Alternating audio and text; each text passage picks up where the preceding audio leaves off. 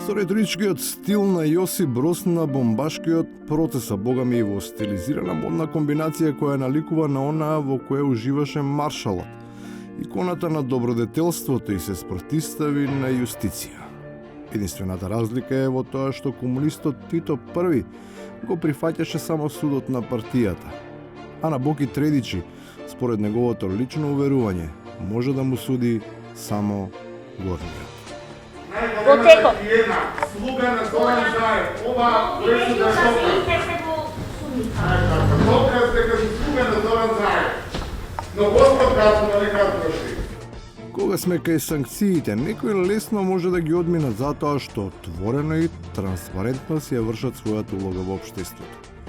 Присуството на трибините е оправдано, се е според уставот, законите, етичките норми и кодекси.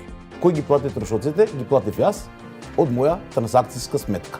И навистина е во ред, тој платил се што треба да се плати, а за присуство на надпревар потребни се пари за авион, за карта и за сместување.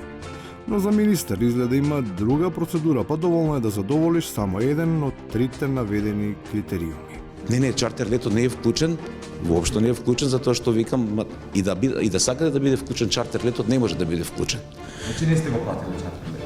Значи сега ви кажувам како стојат работите. Значи не сте ги платили ниту картите за VIP делот кај што бевте смешни? Значи, ајде уште не, значи зборуваме за процедура која што однапред е утврдена од страна на Фудбалската федерација. Ти имаат клуч на кој начин што ги добиваат. Се разбира, тој не трошел пари на граѓаните, што само по себе е за пофалба, иако е нејасно дали тоа значи дека ќе арчи зборови кога не дај Боже на тапет ќе биде некој од Фудбалската федерација. Може би има некоја друга позадина, па и за него. Соработниците ќе споделуваат слични анегдоти за дарежливоста.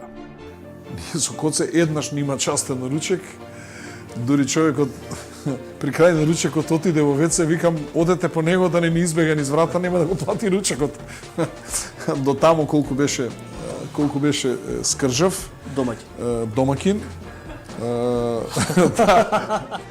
Се разбира, има и такви кои не се штедат. Сите што помислуваат дека некој можеби за некого одработува, веројатно немаат причина да се сомневаат.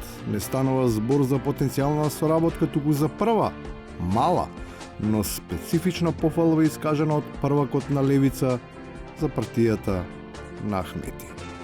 Која што е политичка академија за нашиот сега, бидеме реални, ако ние се хитаме со Дуј се, само Дуј води политика, овие други водат бизнис. Озбомите.